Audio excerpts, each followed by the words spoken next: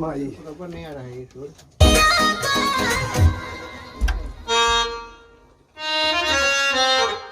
इसको करें ना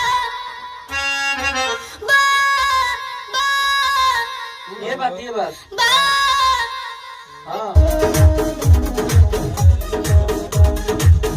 आइए